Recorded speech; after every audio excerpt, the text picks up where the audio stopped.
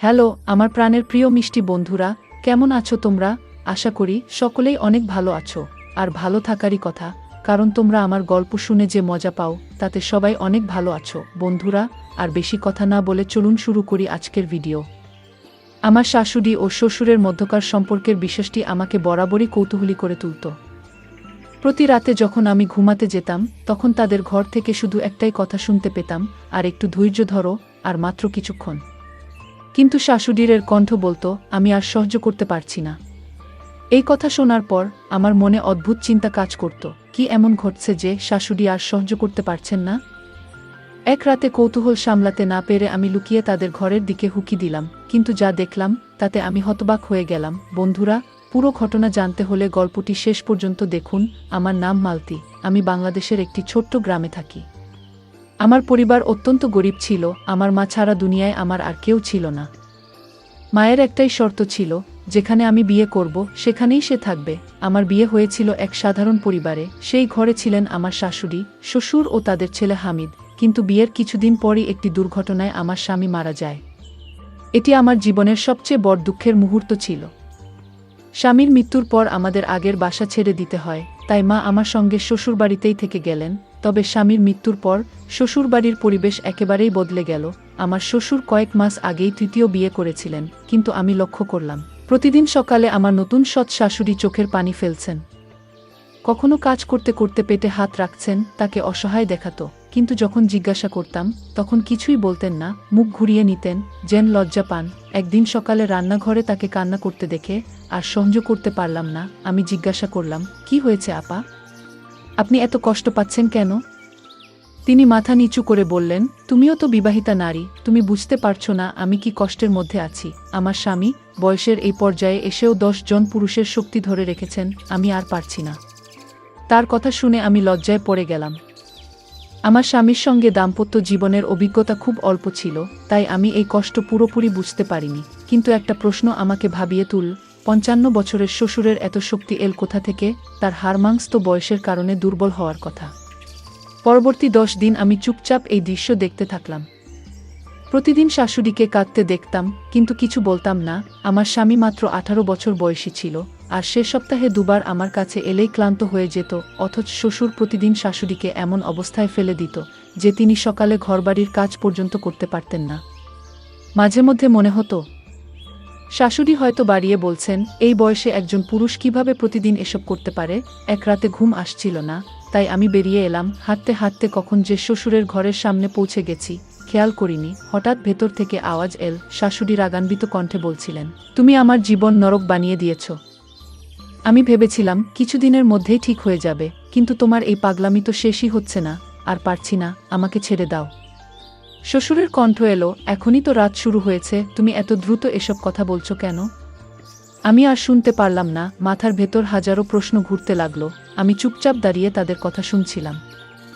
কিছুক্ষণ নীরবতার পর ভেতর থেকে শাশুড়ির ধীর কান্নার শব্দ ভেসে এল। তখনই বুঝতে পারলাম ভেতরে কি ঘটছে। লজ্জায় আমি আর দাঁড়াতে পারলাম না, পেছনে ফিরে এলাম। সেই রাতের পর আমার আর কোনো সন্দেহ রইল না, শাশুড়ি ঠিকই বলেছিলেন। এই বয়সেও শ্বশুরের স্বাস্থ্যের অবস্থা দারুণ ভালো। এরপর থেকে আমি আর শাশুড়ির কষ্টের দিকে তাকাতাম না, কারণ এটা ছিল স্বামী স্ত্রীর ব্যক্তিগত ব্যাপার। কিন্তু একদিন সকালে দেখি শাশুড়ি কান্না ভেজা চোখে ঘর থেকে বেরিয়ে আসছেন, সঙ্গে একটা ব্যাগ। তিনি আমার মায়ের দিকে তাকিয়ে বললেন, আমি আর পারছি না। এই লোক আমার জীবনটা শেষ করে দিয়েছে। আমি আর এক মুহূর্ত এখানে থাকব না। গিয়ে আমার মা তাকে থামানোর চেষ্টা করলেন, আমিও বোঝানোর চেষ্টা করলাম, কিন্তু তিনি সিদ্ধান্ত নিয়ে ফেলেছিলেন। কোনো কিছু শোনার প্রয়োজনও বোধ করলেন না, ব্যাগ হাতে বাড়ি ছেড়ে বেরিয়ে গেলেন। আমি একবার মায়ের দিকে তাকালাম, তিনি মাথায় হাত দিয়ে বসে আছেন। আমি দ্রুত এক গ্লাস পানি নিয়ে তার সামনে ধরতেই মা বললেন, তোমার শ্বশুর কোনো স্ত্রীকে ঘরে টিকতে দেয় না। 55 বছর বয়সেও সে কি এমন করে যে সবাই তাকে ছেড়ে চলে যায়? এবারও একই কাণ্ড ঘটল। কিছুদিনের মধ্যেই সে আবার বিয়ের জন্য পাগল হয়ে উঠবে। মায়ের কথা শুনে আমার হেসে ফেলার উপক্রম হলো, কারণ আমার শ্বশুর একজন স্ত্রী ছাড়া একদিনও চলতে পারেন না। কোনো স্ত্রী তার সঙ্গে বেশি দিন থাকতে পারেনি। অথচ এই শাশুড়ি তো বেশ ভালো মানুষ ছিলেন, সংসারের সব কাজ সামলাতেন, শ্বশুরেরও খুব যত্ন নিতেন। কিন্তু বন্ধ দরজার পেছনে কি হচ্ছিল তা কেউ জানত না। এত বয়সেও কোথা থেকে এত শক্তি পেতেন? সেটাই ছিল সবচেয়ে অবাক করা বিষয়। এই মেয়েটিও অনেক কষ্টে পাওয়া গিয়েছিল, গরিব ঘরের মেয়ে হওয়ায় তার পরিবার তাকে এক প্রকার বাধ্য হয়ে ৫৫ বছরের এক বৃদ্ধের হাতে তুলে দিয়েছিল। আমার যখন বিয়ে হয় তখন প্রথম শাশুড়ি জীবিত ছিলেন। তখন সবকিছুই স্বাভাবিক ছিল, কিন্তু তার মৃত্যুর পর থেকেই শ্বশুরের নতুন বিয়ের পালা শুরু হলো। প্রথম স্ত্রী কিভাবে তার সাথে মানিয়ে নিয়েছিলেন জানি না, তবে এরপরের কারো পক্ষেই বেশি দিন টিকে থাকা সম্ভব হয়নি। আমি মাকে সান্ত্বনা দিতে বললাম, আপনি চিন্তা করবেন না, সব ঠিক হয়ে যাবে খুকি। কিন্তু আমি জানতাম, মাও জানতেন, এটা এত সহজে ঠিক হবে না। বাস্তবেও তাই হলো। ২ দিনও কাটল না। শ্বশুর বাড়ির সব লোককে ডেকে চিৎকার করে বললেন, সাইমা চলে গেছে তো কি হয়েছে, আমার জন্য নতুন বউ খুঁজে আনো, আমি একা থাকতে পারবো না। মা আগে মাথায় হাত দিয়ে বললেন, তোমার স্বভাব যদি না পাল্টায় তাহলে আমি আর তোমার জন্য বিয়ের ব্যবস্থা করব না। তাছাড়া এখনও সাইমা তোমার স্ত্রী, তাকে বোঝাও, ফিরে আসতে বল। শ্বশুর তখন হাত জোট করে বলতে লাগলেন, ও খুব নোখরা করত, হাত দিলেই ভান করত যেন কি হয়ে গেছে। এবার এমন কাউকে চাই যে একটু স্থির হবে, যে আমার সাথে মানিয়ে চলতে পারবে। এবার মাঝবয়সী স্বাস্থ্যবান একটা বউ খুঁজে দাও। শ্বশুরের কথা শুনে আমি অবাক হয়ে গেলাম। মা কোনো কথা না বলে চুপচাপ ঘরে চলে গেলেন। আমি লজ্জায় মাথা নিচু করে নিলাম। শ্বশুর যেন ১৮-১৯ বছরের কোনো ছেলের মতো আবদার করে যাচ্ছেন, অথচ তার বয়স ৫, মাথার সব চুল ধবধবে সাদা। মা আর কথা না বাড়িয়ে তার কথা এড়িয়ে গেলেন। কিন্তু শ্বশুরও নাছোড়বান্দা। তিনি না খাওয়া না কথা বলা শুরু করলেন, শুধু একটাই দাবি, বিয়ে করতে হবে। নিজেকে একেবারে ঘরের মধ্যে আবদ্ধ করে ফেললেন। রাগে মা বলে উঠলেন, এই বৃদ্ধ বয়সেও একাকিত্ব কাটে না, কত মানুষ তো স্ত্রী হারিয়ে একা জীবন কাটিয়ে দেয়, কিন্তু এ লোক তো এক মুহূর্ত স্ত্রী ছাড়া থাকতে পারে না, তাও আবার নিজের পছন্দমতো। এত বয়সে কে তাকে লোক দেখাবে? কোথা থেকে আমি এমন কাউকে খুঁজে দেব? এখন তো গরিব মেয়েরাও তার নাম শুনলেই ভয় পায়, তার কুকীর্তি চারদিকে ছড়িয়ে পড়েছে। মায়ের কথা শুনে আমি চিন্তায় পড়ে গেলাম। তারপর বললাম, আমার এক বান্ধবী আছে, সাকিনা, ডিভোর্সি, এখন বাবার বাড়িতে আছে। যদি চান তার জন্য প্রস্তাব দিতে পারি। বয়স মাঝারি, স্বাস্থ্য বেশ ভালো। মা আমার দিকে তাকিয়ে বললেন, তুমি যদি ঠিক মনে করো তাহলে কথা বলে দেখতে পারো, তবে আমি নিশ্চিত তোমার শ্বশুর তাকেও বেশি দিন রাখতে পারবে না। মায়ের কথা শুনে আমার হাসি চেপে রাখতে কষ্ট হচ্ছিল, কারণ আমার সেই বান্ধবী খুব চালাক চতুর, এতটাই তেজি যে তার আগের স্বামীও টিকতে পারেনি। আমি মনে মনে ভাবলাম, যদি তার সাথে শ্বশুরের বিয়ে হয় তাহলে এবার হয়তো উল্টো শ্বশুরকেই সামলাতে হবে। এই ভাবনা থেকেই আমি বান্ধবীর মায়ের সঙ্গে কথা বলার সিদ্ধান্ত নিলাম। তিনি নিজেও মেয়ের কর্মকাণ্ডে বিরক্ত ছিলেন, তাই বিনা দ্বিধায় রাজি হয়ে গেলেন। যদিও আমার বান্ধবী আর শ্বশুরের বয়সের পার্থক্য ছিল অনেক, তবে আমাদের শ্বশুরবাড়ির অবস্থা খুব একটা ভালো ছিল না। তাই কিছুদিন পর আমার পরামর্শে একেবারে সাধারণভাবে আমার বান্ধবীর বিয়ে আমার শ্বশুরের সঙ্গে দেওয়া হলো। সে আমাদের বাড়িতেই চলে এল, কিন্তু কয়েকদিনের মধ্যেই সে আগের শাশুড়ির মতো একই কথা বলতে শুরু করলো। বলল সে শ্বশুরের সঙ্গে আর থাকতে পারছে না এবং ফিরে যেতে চায়। আমি বিস্মিত হয়ে তাকে জিজ্ঞাসা করলাম, তুমি শ্বশুরের সঙ্গে থাকতে পারছো না কেন? সে আমার দিকে তাকিয়ে বলল, তুমি তো সব জানোই। আমি অবাক হয়ে বললাম, আমি কিছুই জানি না। কি? তখন সে ধীরে ধীরে আমার কাছে এসে ফিসফিস করে বলল, তুমি জানো সে বিশেষ এক ধরনের ওষুধ ব্যবহার করে। একথা বলে সে তার ঘরে চলে গেল। কিন্তু আমি একদম হতবাক হয়ে গেলাম। ধীরে ধীরে বুঝতে পারলাম শ্বশুর হয়তো এমন কিছু খান যার কারণে তার এত শক্তি। আমি মাথায় হাত দিয়ে বসে পড়লাম। একথা আমার কল্পনারও বাইরে ছিল। আমি মাকে ইশারায় বুঝিয়ে বললাম, একবার খোঁজ নিয়ে দেখো তো শ্বশুর আসলে কি খায়, এমন না হয় এই ওষুধের কারণে নতুন বুটাও পালিয়ে যায়। মা একটু হেসে বলল, আমরা এই ব্যাপার থেকে দূরে থাকলেই ভালো। আমি তো বিধবা হয়ে এখানে বসে আছি, আমাদের খরচ তো শ্বশুরই চালা। আমি কিভাবে এসব ব্যাপারে কথা বলি? মার কথা শুনে আমি চুপ করে গেলাম। আমাদের জীবিকা পুরোপুরি শ্বশুরের উপর নির্ভরশীল ছিল, তাই মা ঠিক করলেন শ্বশুরকে নিয়ন্ত্রণে রাখার জন্য বারবার তার বিয়ে দেওয়া হবে। কিন্তু কোনো মেয়েই বেশি দিন টিকতে পারত না। যারা আসতো তারা কিছুদিন পর চুপচাপ চলে যেত। আমার এক বান্ধবীও মাত্র 1 মাস টিকতে পারল। তারপর একদিন সে চুপচাপ নিজের জিনিসপত্র গুছিয়ে তালাক নিয়ে চলে গেল। শ্বশুর খুব কষ্ট পেলেন এবং কান্না করতে করতে বললেন, আমার কপালে বুঝি স্ত্রীসুখ নেই, আমি একা থাকতে পারবো না। ছি! শ্বশুর একদম বদলে গেলেন। রাতে ঘরের ভেতর পায়চারি করতেন, সারাদিন অস্থির লাগত। মা ভালোই বুঝতে পারলেন তিনি একাকিত্ব সহ্য করতে পারছেন না। তখন মা আবার শ্বশুরের জন্য বিয়ের সম্বন্ধ খোঁজা শুরু করলেন। একসময় এক সম্পর্কের দিদিমাকে বলল, তোমার বিধবা মেয়েটিকেই শ্বশুরের সঙ্গে বিয়ে দিয়ে দাও, বাড়ির ব্যাপার বাড়িতেই থাকবে আর মেয়েটাও সংসারী হবে। একথা শুনে মা রেগে গিয়ে বললেন, তুমি কি বলছো? আমার মেয়ে মাত্র 18 বছরের, আর শ্বশুরের বয়স তো 55 বছর। দিদি একটু হেসে বলল, তুমি তো এতদিন নানা বয়সের মেয়েদের এনে বিয়ে দিয়েছ, এবার নিজের মেয়েকে দিতে সমস্যা কোথায়?